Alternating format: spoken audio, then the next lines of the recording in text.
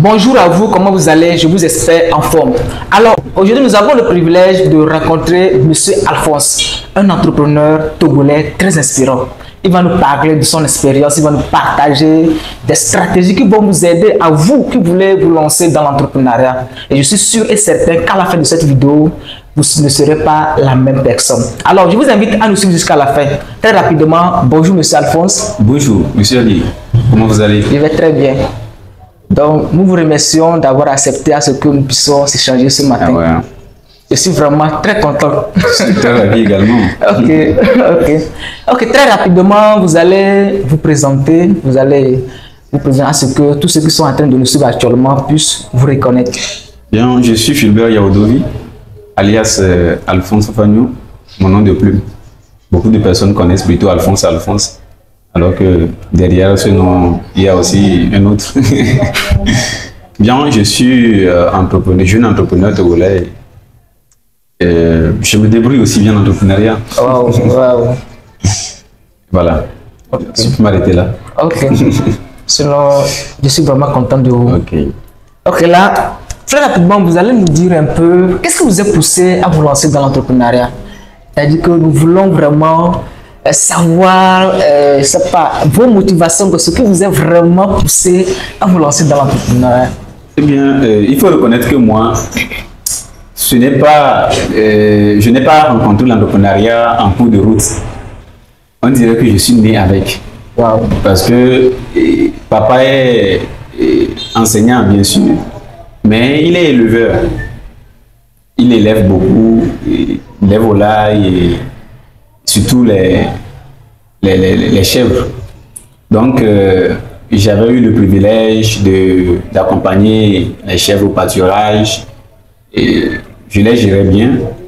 Donc, depuis les bancs, j'étais entrepreneur, bon, je peux le dire ainsi. J'étais éleveur et jusqu'en terminale, bon, jusqu'aujourd'hui d'ailleurs, parce que c'est comme c'est dans le sang en fait. Alors, c'est de là que j'ai eu beaucoup d'idées, surtout quand je suis arrivé à Lomé en 2017. Je devais démarrer l'université et je me suis coupé de ce monde d'entrepreneuriat, c'est-à-dire ce monde bivalent, où j'étais à la fois élève et éleveur. Donc il faut reconnaître que même au lycée, j'élevais les lapins, cobayes et puis les volailles. Donc j'étais bien avec ça. Wow. Donc quand j'ai quitté Agbolvé, puisque c'est là que je résidais, pour Lomé, je me suis coupé de l'entrepreneuriat pour vivre un monde purement scolaire. Ce que je n'ai pas vraiment aimé. Donc rapidement, je me suis trouvé d'autres alternatives et j'ai démarré l'entrepreneuriat également à Lomé. Je pensais que c'était compliqué alors que c'était plus facile. C'était facile. L'entrepreneuriat n'est pas aussi compliqué que ça. C'est juste que quand tu vas démarrer, il faut beaucoup de détermination, d'abnégation. Ok, merci beaucoup. Et lorsque vous avez démarré, est-ce qu'il y a eu des moments où vous doutiez de vous? Douter, oui. Parce que je ne vais pas trop philosopher. Mais je pense que le doute n'est pas aussi mauvais que ça. Si vous vous rappelez des quatre, dubito, cogito, ergo sum. Je doute, je pense, donc je suis. Ah ouais. Donc, c'est en doutant qu'on réfléchit plus. On réfléchit plus. Wow. C'est à peu près ce que Descartes voulait dire. Il faut douter et du doute maintenant, tu vas commencer par réfléchir. Des milliers de réflexions vont naître. D'où il faut faire le choix. C'est en ce moment qu'on sent l'être. Ouais. On sent que vous êtes humain et que vous réfléchissez. Voilà. Magnifique. Et c'est de là qu'il faut avoir de ces idées, on trouve des stratégies pour avancer, pour contourner les failles. Et bon voilà, c'est ça. Wow. C'est très intéressant. Ok. Maintenant, qu'est-ce que vous faites concrètement dans l'entrepreneuriat? Bon, comme je viens de le dire, quand je suis arrivé en 2017, il faut reconnaître que 2017-2018, c'était une période de transition pour moi, puisque je me suis coupé de mon entrepreneuriat pour démarrer une vie purement scolaire, comme je l'avais dit. Cela ne m'a pas vraiment plu. Donc, j'ai dû reprendre avec la rédaction, puisque je faisais les lettres modernes. Donc, j'avais eu le privilège d'écrire des lettres de demande d'emploi, des lettres de motivation, des CV pour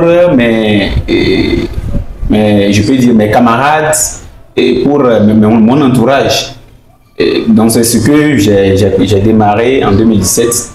Et là, il faut reconnaître aussi que pour aller à un entretien, c'est que tu dois me consulter d'abord. Oui. Puisqu'à l'époque, déjà, 19 ans, j'avais postulé chez MTIC. C'était une agence de répétition. J'y étais avec un ancien camarade qui était aussi à l'université depuis, avant mon arrivée. J'y étais et j'avais postulé pour français, enseigner français, bon, répéter les élèves en français. Alors, là, ils m'ont posé beaucoup de questions en entretien, puisque j'avais choisi français et anglais. Français, anglais. Toutes les questions qu'ils m'ont posées, j'ai répondu de façon exacte, sans avoir peur d'eux. Donc, ils étaient étonnés de cette petitesse qui les influençait à l'époque.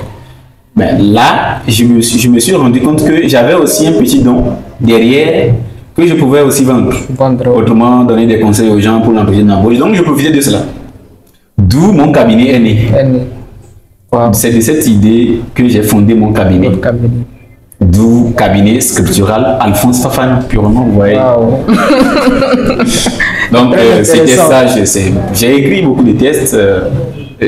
J'ai écrit beaucoup de tests pour plusieurs personnes. Donc, j'ai également des articles web, des copywriting et des livres. Ce n'est pas, vous voyez, ce n'est pas tout le monde qui arrive à écrire des tests. Ce n'est pas, par exemple, un chef du village qui veut écrire l'histoire de son village. C'est vrai que c'est un peu historique, mais un homme de lettres digne de son nom est censé maîtriser cet aspect. Donc, j'en profitais. Je rédigeais en tout cas des lettres, j'ai rédigé des livres pour plusieurs personnes. Et c'est de là que j'ai maximisé beaucoup pour démarrer jusqu'à même créer Talcom Africa en 2024. C'est très intéressant. C'est très intéressant. Ok. Et quels sont vos services phares que vous proposez? Aujourd'hui, je suis plus avec Talcom Africa. C'est vrai, au niveau de César, nous avons tellement avancé. Donc, les services se développent eux-mêmes. Mais je veux parler plus de Talcom Africa, cette société de communication qui propose des solutions fiables aux entreprises. Voyez-vous, beaucoup d'entreprises connaissent la mévente. Pourquoi la mévente? Parce qu'on ne connaît pas l'entreprise. On a souvent l'habitude de dire que les premiers sur les bancs n'arrivent pas à réussir leur vie. Souvent, ils sont enseignants compris dans une école et puis c'est fini. Pourquoi? La personne est intelligente, mais elle est intelligente pour soi. C'est pour, comment dirait-on, c'est pour une communauté. C'est à l'école, on le reconnaît. Mais il faut qu'il parle de lui. Est-ce que vous comprenez? Il faut qu'il parle de lui pour qu'on le connaisse. Dans cette dernière, tu peux créer une bonne entreprise qui manque de la communication, et l'entreprise n'aura pas de visibilité, n'aura pas de clients. Tu vas parler de la mévente. Donc, notre objectif, notre vision, c'est d'aider les entreprises à se faire voir sur les réseaux, sur le net et partout qu'on parle d'eux. Donc, nous avons pour cela des packs qui vont de 20 à 300 000 francs. Ce sont, je peux dire, nos solutions phares pour aider toute personne qui voudrait bien démarrer une entreprise. Ce matin même, j'ai reçu une demande et la consultation aura lieu, je pense, lundi à 14 h et nous allons démarrer probablement en janvier puisque la personne devait mettre en place son projet ou encore le budget de l'année suivante. Donc, a besoin de mettre, c'est en 2025 que le projet va démarrer.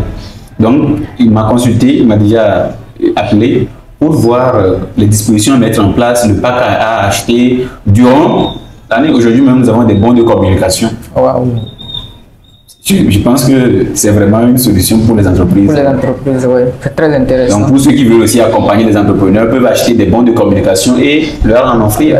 Je pense que c'est une solution vraiment efficace. C'est très intéressant. Et maintenant, quelles sont les personnes ou bien les entreprises qui peuvent bénéficier de vos services?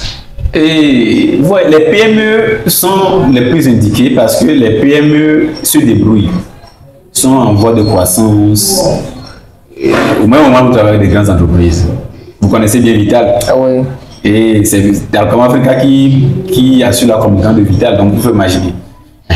Au même moment, quand vous prenez des PME comme les Secours Immobilier, vous prenez les VUS, vous prenez les Pfizer, qui sont derrière la communication de ces entreprises. Bref, je ne pourrais pas citer les quelques que je peux citer. Donc bref, ce sont les PME et les personnalités publiques, les artistes, les personnalités politiques. Donc voilà, ils pourront en bénéficier.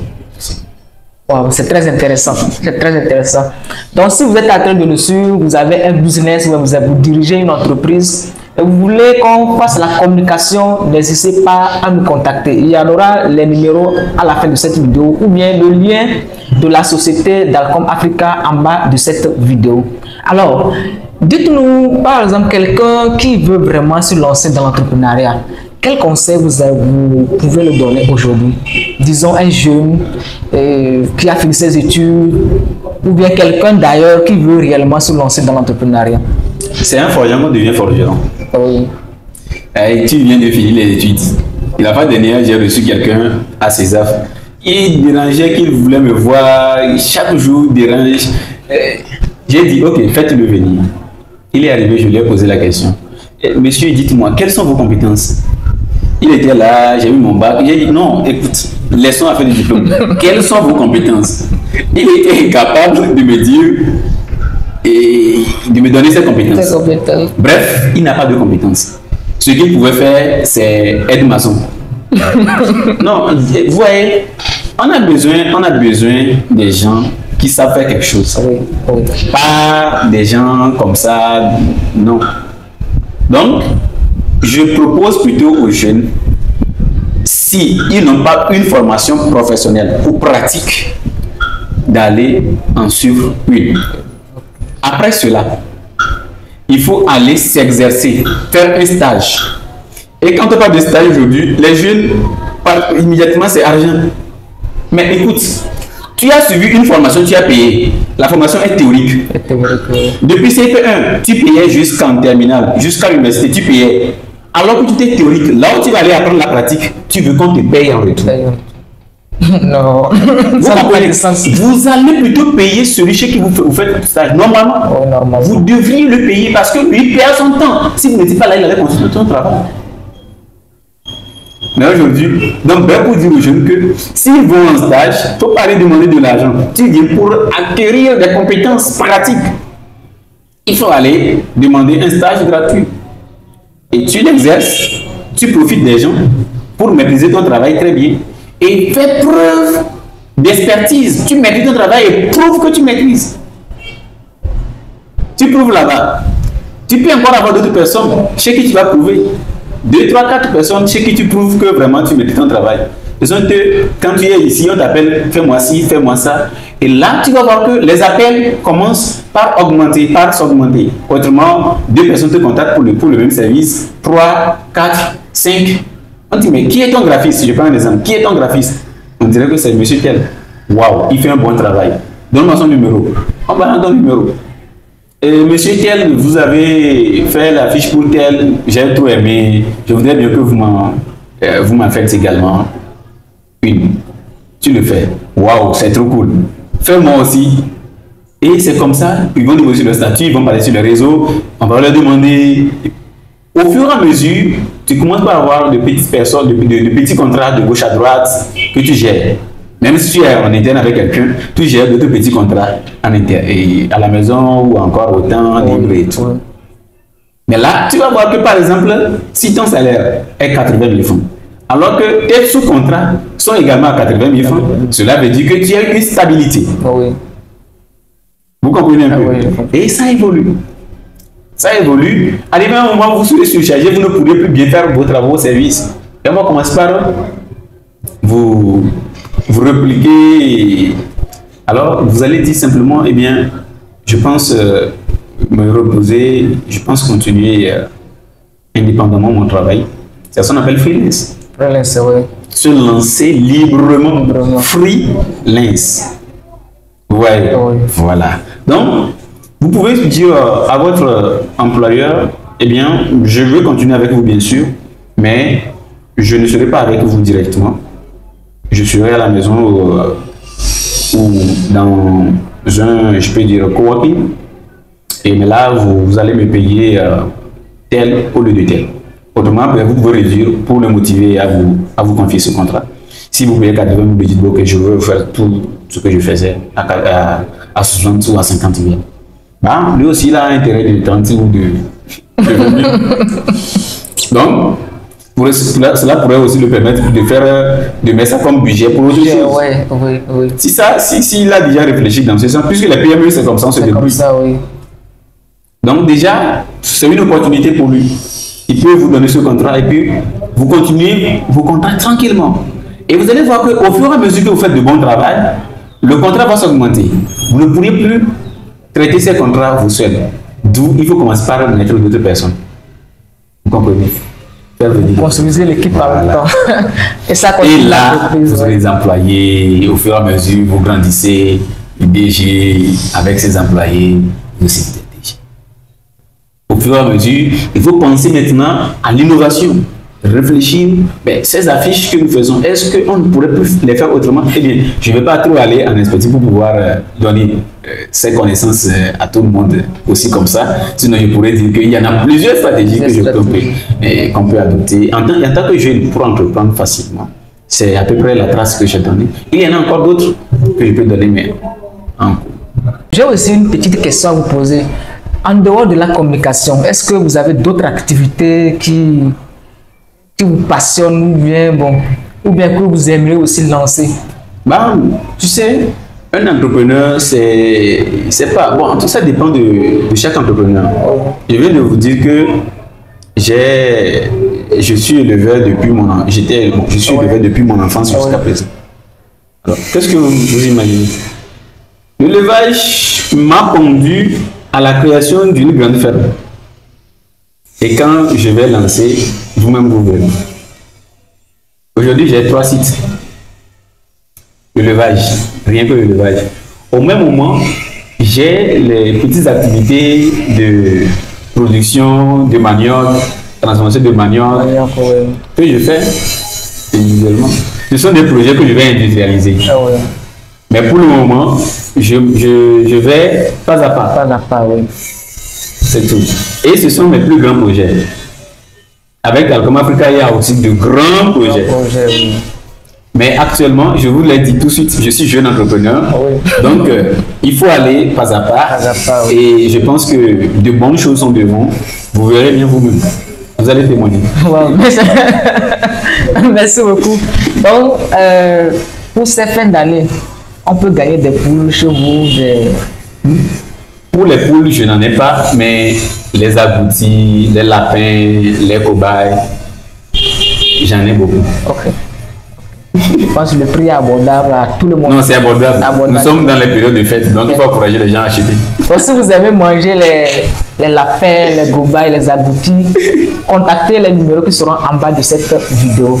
Ok, en conclusion, qu'est-ce que vous avez à dire concernant cette petite interview qu'on vient de faire? Bien, tu vois, quand tu m'avais appelé pour me rencontrer, j'avais senti une détermination en toi.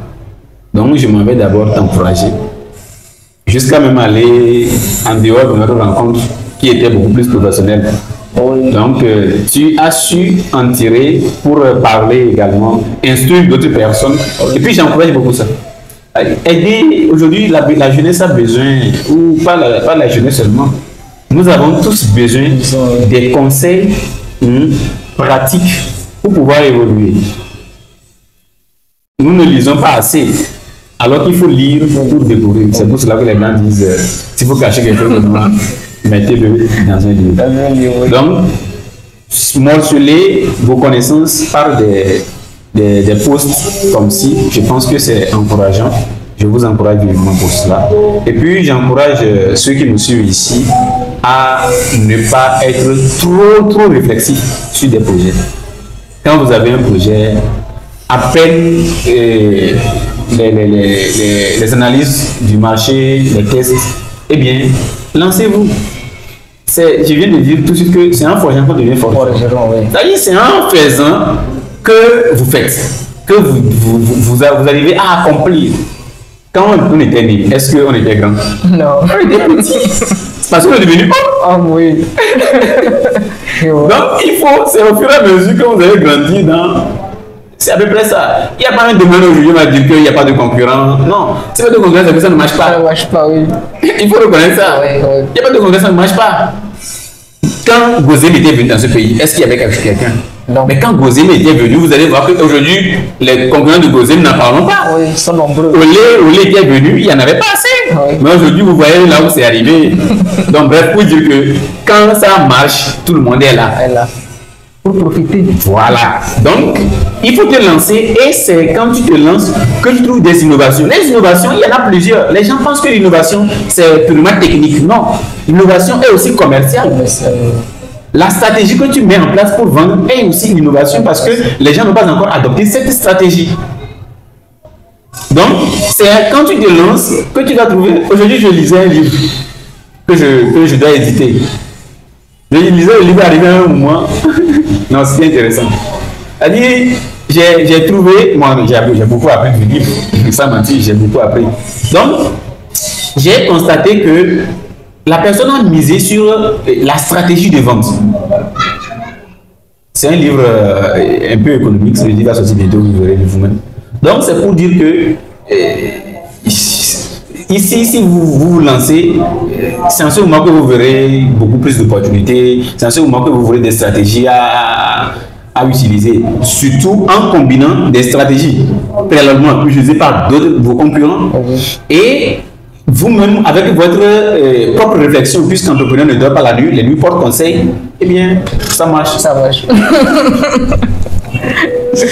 Donc, dans votre parler aussi, vous avez parlé de l'édition. Donc, ça veut dire que vous avez des services dans l'édition aussi. Bien sûr. J'ai eu une maison d'édition, les Sylvain Fagnon. Waouh, c'est très génial. On a édité beaucoup de personnes. On a édité, je pense, 2 docteurs, un directeur de cabinet, et avec quelques professeurs. Bon, il y en a beaucoup. On a édité beaucoup de livres.